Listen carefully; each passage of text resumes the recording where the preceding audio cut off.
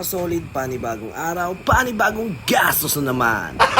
Yung araw ay iti-test fire natin ECU ni supladong sniper dahil matagal na itong hindi nagamit at hindi pa napapalitan ng bago. Ngayon ay iti-testing muna natin ito. Ayun mga kasolid, nandito tayo ngayon sa tahimik na lugar. Testing natin itong si supladong sniper. Testing natin yung ECU niya na kulang pa sa tono.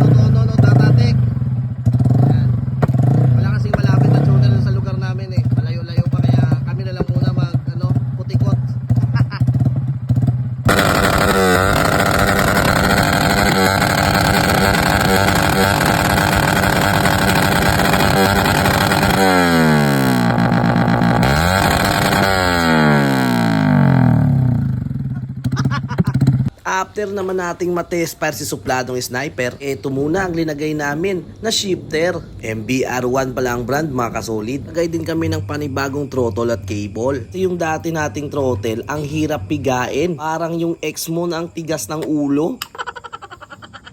Ayun mga kasolid, inabot na din kami ng gabi. Paglagay ng pyesa ng mga gagamitin, okay na nga ang shifter, pero ang problema, itong pag-bleeding na naman, uy, sakit sa ulo.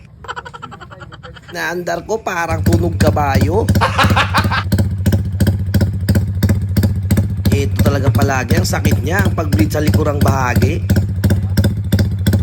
Okay na din naman, buti at nagawa ng paraan ni Master Junjun. Nakailang show na din na walang preno.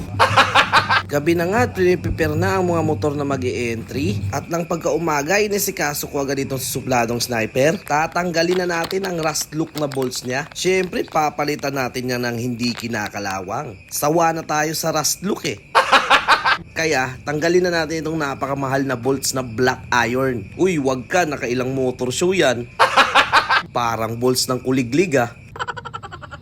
Palit na nga din tayo ng Dyno Pro flat seat para partner sa ating Dyno Pro Mags at Dyno Pro swing arm. Ayan nga ang bolts ng nickel caliper natin. Matagal-tagal din ang serbisyo nito kasi wala kaming mahanap na mas mahabang sukat. Kaya nag-order na lang kami ng bolts na hindi kinakalawang at medyo kailangan pa nga putulin kasi nasobrahan sa haba.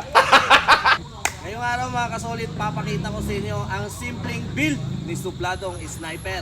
So sa brake master, dito sa clutch, naglagay ako ng cokin, tapos Zeta lever, tapos dito naman sa kabila, naglagay tayo ng, ayan, Brembo, tapos Zeta lever, tapos GR5 yung takip.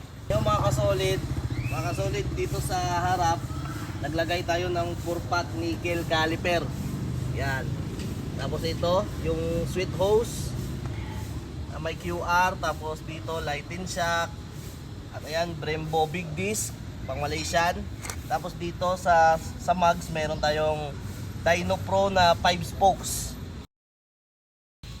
Sa flat seat mga boss, ayan Dyno Pro pang Sniper 155. Ayun, at sa swing arm natin Dyno Pro na din. Ito sa shock natin mga kasolid oh, TRC Racing ang gamit ko, fully adjustable.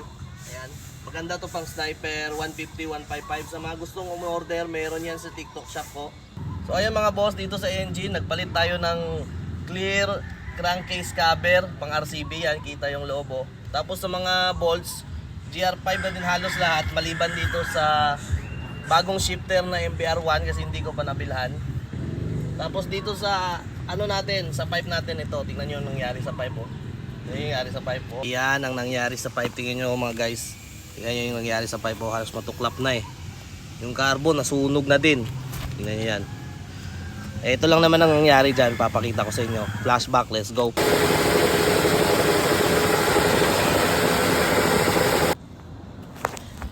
Bigyan natin yan ng solid na pesting montage.